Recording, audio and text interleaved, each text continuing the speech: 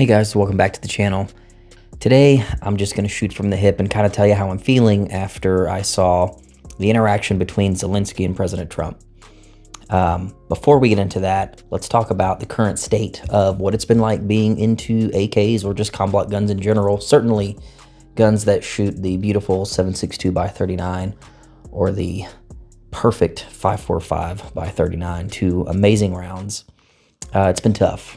Ever since this war kicked off in Ukraine, obviously we've had importation bans years before that, so Russian guns haven't come in for a little while. And then as a result of the war, the ammo stopped coming in.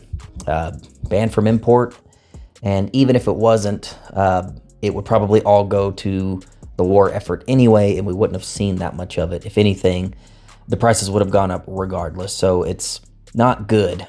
This YouTube channel focuses on AK, so it's become extremely difficult to fund this channel with the type of ammo I have to shoot to continue to film the guns that I need to put on the channel. The reason why you all subscribe, because you like AKs. That's been tough, man. So I've definitely felt it, probably more than a lot of other people, just because I have to shoot these things so much. It's been extremely tough.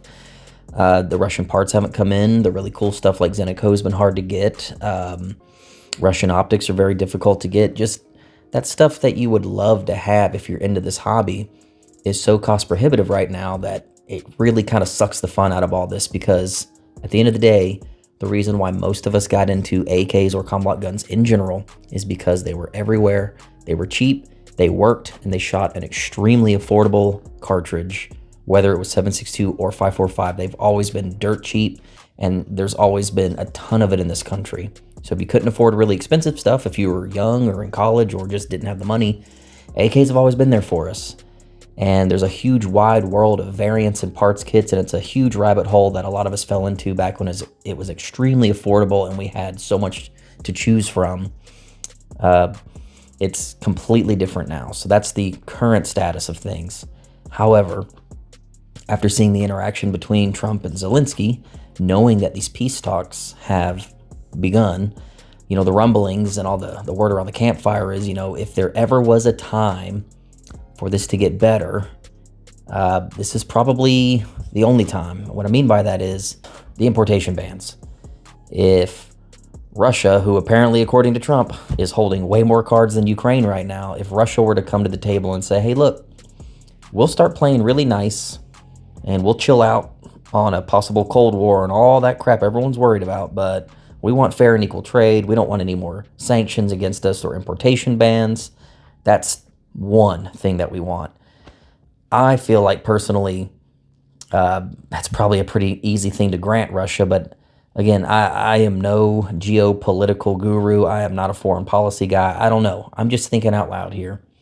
I know there's always still the threat of a possible Cold War, humanitarian issues, possible security issues in the future with whatever Russia ends up doing. So you always have to be considerate of that. But if Trump ain't concerned about that, because he keeps saying Putin would never do anything while I'm president, well, then maybe he'll let that ammo flow like rain again, and maybe let some of those guns come back in the country. Parts kits, all kinds of stuff. These peace talks, I feel like, are really probably the last chance for a lot of that stuff to come back and for this hobby to get extremely cheap and fun again. Even if it doesn't, I think this is always going to be a very fun hobby. But if this ammo continues to slowly go away and slowly creep up in price, the people that don't just absolutely love the platform will fail to see the point when there's other options out there that shoot cheaper cartridges, AR-15s that are easier to modernize and all that crap. But it'll just be a niche thing, like a passion project for a lot of us. And I definitely know that's how it is for a lot of the OGs that have been in AKs for a long time. That's kind of what it's become. So I'm really hoping that, number one, above all else, that war ends and all that just stops, number one. But I'm absolutely going to cross my fingers that someone slips that in on a document that gets signed that says, hey, by the way, some of these importation bans need to go away, and, you know, we should be trading with America again. God, I hope that gets slipped in, because if it doesn't, you know, if you look at history, importation bans almost never go away. You know, look what happened to Chinese guns back in the 90s. We're never getting that stuff back.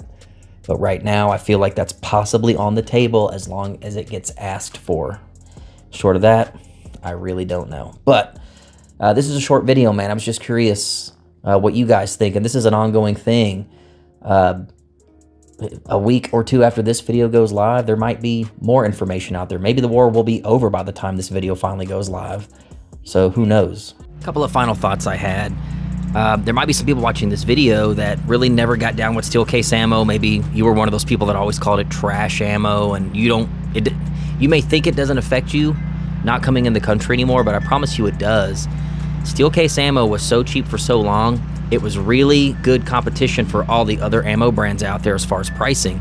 It was so cheap that people would eventually buy it if they got hard up for money, so everyone else had to compete with that price. If steel case were to come back at even 10, 15, 20 cents cheaper than it is now, even at 10 cents cheaper than it is now, that's all people would buy. It would be huge competition for the prices and the availability of things that we have right now. So even if you don't want to shoot the steel case, it coming back in the country will be a benefit to everybody. Even if you don't shoot it, it'll bring the price down on all the other ammo. At least it should in theory, because it did before. The other thing I'm hearing a lot is parts kits. Everyone's like, well, you know, if the war ends, parts kits should flood the country. What if that happens? That I'm not so sure about, but I don't know. But I know a lot of people are thinking that could be a big possibility, and that would be awesome. The other thing is, well, if they get rid of importation bans on ammo, maybe importation bans on Russian guns will go away. Could be, quite possible. Could we see Russian rifles come back after this war? That would be insane. It would shake up the AK market like crazy. It really wouldn't even matter. They could come in as like $1,500 to $2,000 guns. People would buy them hand over fist. So let me know what you guys think down in the comments below. I'd love to talk about it. Appreciate you all watching, and we'll see what happens. Love you, bye.